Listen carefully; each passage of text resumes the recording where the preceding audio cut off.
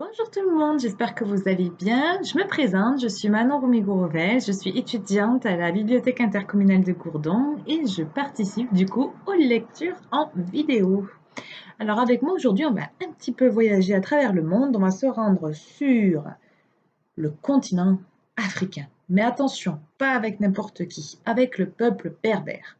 Le peuple berbère, qu'est-ce que c'est? Le peuple berbère, tout simplement, puise son origine dans la préhistoire. Imaginez, c'est très ancien et connaît de grands bouleversements dans toute l'histoire de l'humanité jusqu'à aujourd'hui.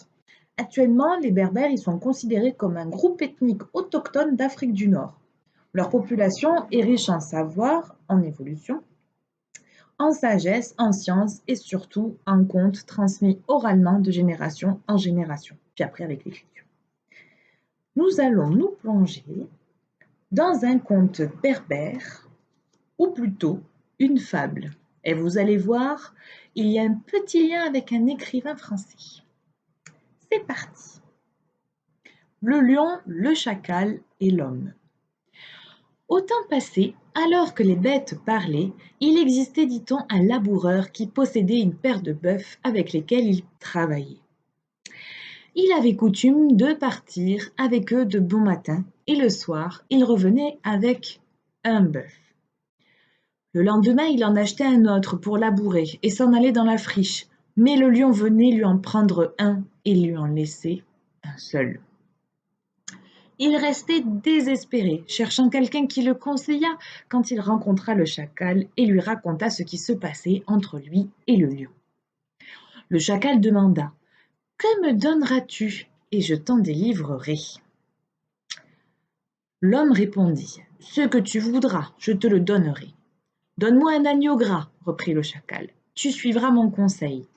Demain, quand le lion viendra, je serai là. J'arriverai sur cette colline de l'autre côté.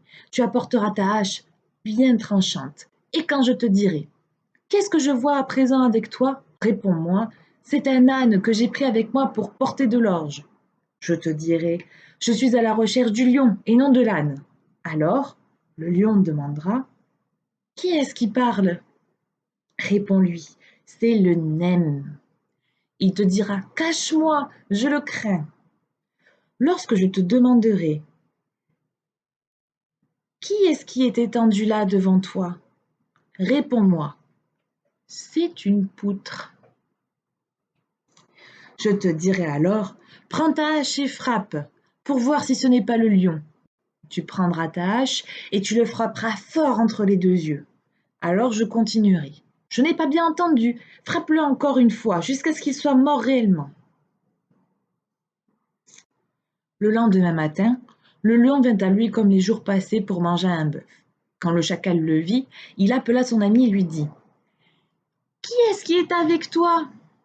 C'est une poutre qui est devant moi, répondit l'homme.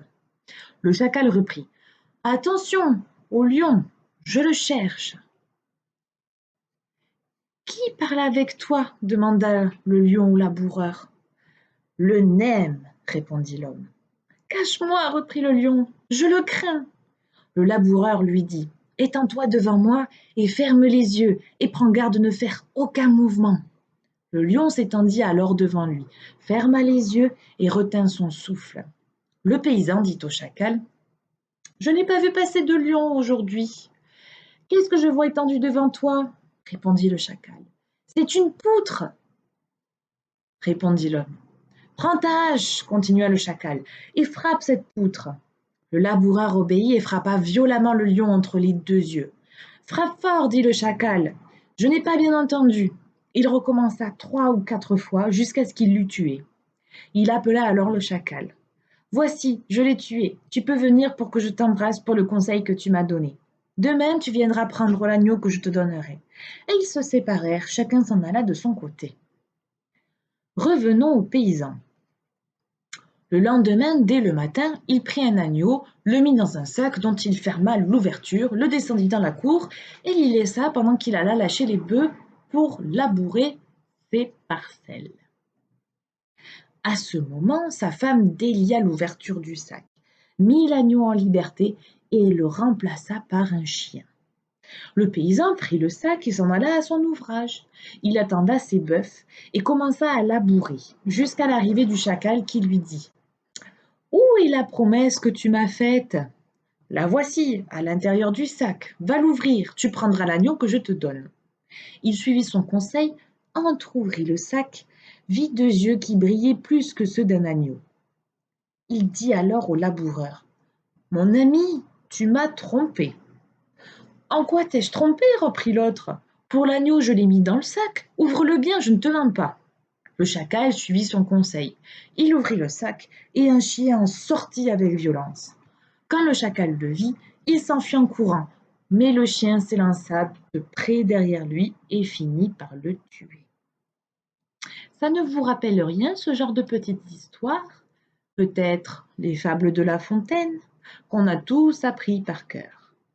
Et voilà, ce fut la petite lecture au sein du peuple berbère. Peut-être que la prochaine fois, vous en aurez une autre, ou alors peut-être qu'on passera à La Fontaine. Au revoir, prenez soin de vous.